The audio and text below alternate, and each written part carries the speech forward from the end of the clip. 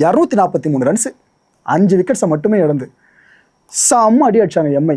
அதுவும் குறிப்பாக ரிக்கல்டன்னா ருத்ரதாண்டம் ஆடினாப்புல. சரி இவ்வளோ ரன்ஸ் அடிச்சிட்டோம், கம்பேக்கை வெயிட்டாக கொடுக்க போகிறோம், புள்ளிப்பட்டியில் மேலே போக போகிறோம், நம்ம பங்காளி சிஎஸ்கேவை விட மேலே போக போகிறோன்னு எம்ஐக்கு அவ்வளோ பெரிய ஆனந்தம், பேரானந்தம் இந்த பேட்டிங் முடிஞ்சதுக்கப்புறம். அதுக்கப்புறம் எஸ்ஆர்ஹெச் வந்தாங்க. ஒவ்வொரு பிளேயரும் எமன் மாதிரி தான் வந்தாங்க. வந்தவங்க 18.4 ஓவர்ஸில் மேட்சை முடிச்சிட்டாங்க. 249 ரன்ஸு, 4 விக்கெட்ஸை மட்டும் இழந்து என்ன அடி, செம்ம அடி அடித்தாங்க.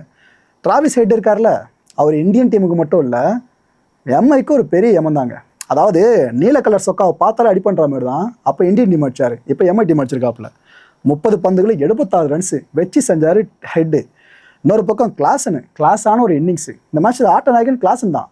30 பந்துகளில் 65 ரன்ஸு நாட் அவுட்டு நின்று மேட்சை முடிச்சு கொடுத்தாப்புல.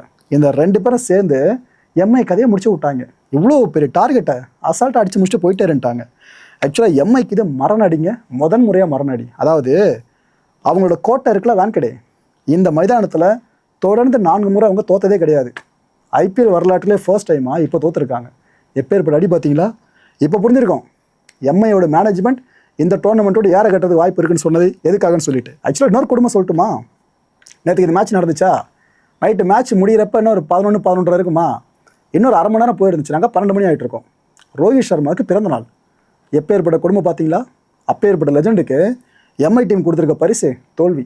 நம்ம பும்ரா வச்சுட்டு எம்ஐ அடி வாங்கியிருக்குங்க. இந்த ஸ்கோரை டிஃபெண்ட் பண்ண முடியல, அதான் இங்கே ஹைலைட்டு. அவரோட நம்பர்ஸை பார்த்தீங்கன்னா இந்த மேட்ச்சில் 4 ஓவர்ஸ் பவுல் பண்ணி 54 ரன்ஸை கொடுத்துருக்காப்புல. எக்கானமி 13.50. எம்ஐயில் எக்கானமியை டீசெண்டாக மெயின்டைன் பண்ணுறாரு. ஐபிஎல் டோர்னமெண்ட்டில் எடுத்துக்கிட்டிங்கன்னா பும்ரா சொல்லலாம். ஆனால் அவரே இவ்வளோ பதம் பார்த்துருக்கு இந்த எஸ்ஆர்ஹெச்னா மற்ற பவுலர்ஸோட நிலைமை யோசிச்சு பாருங்களேன். அஸ்வினா பாவங்க அந்த பையன். இவரை வச்சுட்டு இந்த இவ்வளோ அடி வாங்கினது தான் எம்ஐ ஃபேன்ஸ் பல பேருக்கு ஏற்றுக்க முடியாத விஷயமா இருக்குது.